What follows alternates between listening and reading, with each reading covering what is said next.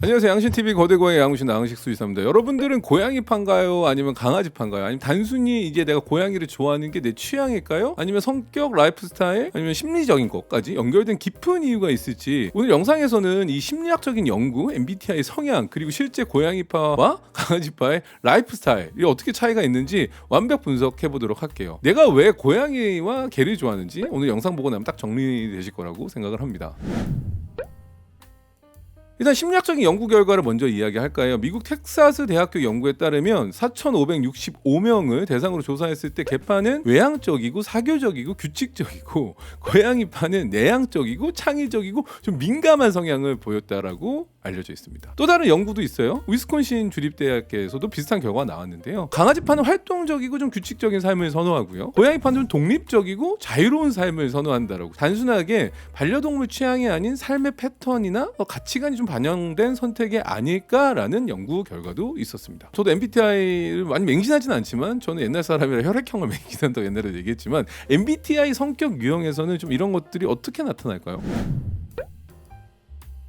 강아지파의 대표적인 MBTI 같은 경우에는 ESFJ, 그 다음에 ESTJ, ENFJ, ESFP, 외향형, 그러니까 E형이 강한 사람들, 특히 뭐 사람, 동물과 어울리는 걸 좋아하는 분들, 산책 나가서 막 이렇게 강아지들끼리 막 이 강아지 어디서 뭐 입양하셨어요, 얘 성격이 어때요, 막 이렇게 막 얘기하시는 것들, 아니면 감각형 S가 강하거나 판단형 J, 계획을 잘 세우시는 분들, 규칙, 활동, 그 다음에 이제 안정성을 선호하시는 분들이 대표적인 MBTI라고 보시면 되고요. 고양이 같은 경우, 고양이파의 대표적인 MBTI 같은 경우는 INFP, INFJ, INTJ, INTP, 제가 이제 INFJ죠. 내향형, 혼자 있는 시간 되게 중요하고, 직관적 N, 이건 상상력이 많거나 인식, 좀 즉흥적일 수도 있긴 하지만 P형이 가까운 자유롭고 창의적인 생활을 추구하는 분들의 MBTI가 많다라고 추론하고 있습니다.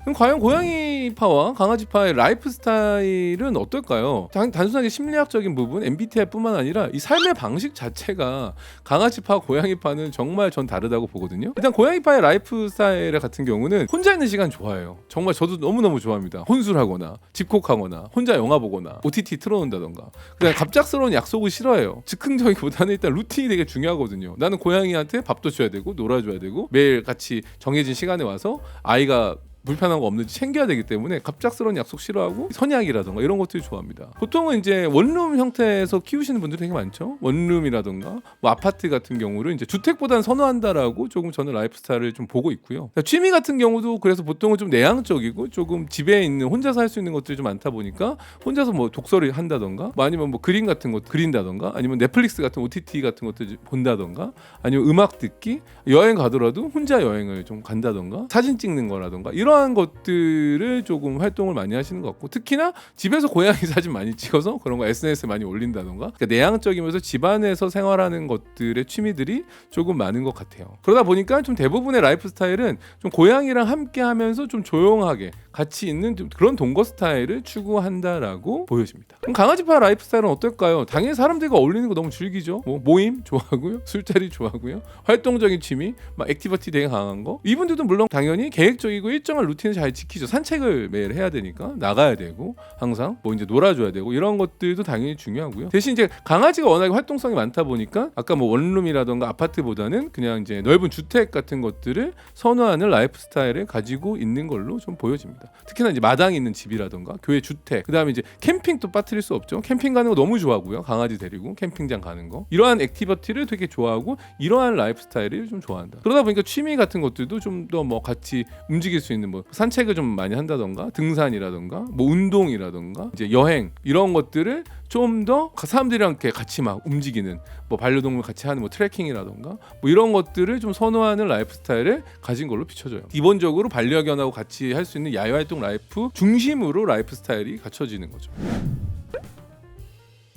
그래서 마지막으로 제가 묻고 싶은 건, 이 영상을 보는 분들은 당연히 고양이파죠. 물론 강아지와 생활도 하고 고양이와 생활도 하는 분들이 있기 때문에 섞여 있다라고도 봐요. 저는 예전엔 강아지를 되게 좋아했다가 점점점 고양이형 인간이 된 타입이기 때문에 제가 질문을 드리자면, 혼자만의 시간이 나한테는 되게 힐링이다, 아니면 나만의 공간, 루틴 되게 중요하다, 그리고 자율적이고 약간은 즉흥적인 삶을 선호한다라고 하면은 여러분은 고양이파라고 좀 볼 수가 있고요. 근데 사람들하고 함께 있는 게 에너지가 충전된다, 에너지 기가 빨린다던가 이런 게 아니고, 그다음에 그럼 규칙적이고 활동적인 일상이 좋다. 아니면 팀워크나 규칙, 구조화된 조직화된 삶을 내가 선호한다 라고 한다면은 강아지파라고 보시면은 좋을 것 같습니다. 물론 아까 얘기한 것처럼 저 같은 경우는 MBTI도 INFJ이고 저도 뭐 아파트에서 거주하고 있고 어떻게 하다 보니까 흘러서 저는 집안에서의 집콕 생활을 주다 보니까 저는 당연히 이제 고양이파의 사람, 캣펄슨에 가까운 사람인데 뭐 이런 것들이 또 예전에는 또 나가서 노는 것도 좋아했었고 밖에서 사람들 만나는 것도 좋아했었기 때문에 성향은 조금씩 바뀔 수도 있지 않을까라는 생각이 드네요. 오늘 주제는 당신은 고양이파 아니면 강아지파 어떤 성향의 사람일까, 이 각각의 특징에 대해서 한번 알아봤는데요. 뭐 심리적인 부분, 성격적인 부분, MBTI, 특히 라이프 스타일까지 한번 이야기를 했던 것 같아요. 혹시나 이 영상을 보시고 여러분한테 아니면 입양을 고려할 때 내가 어떤 반려동물과 생활하는 게 생활 패턴하고 맞는지 생각이 드셨다면 참고하시면 도움이 될 것 같고요. 이거는 완전 이제 구분하는 건 절대적인 게 아니고 강아지, 고양이 다 좋아할 수도 있고 아까 얘기했지만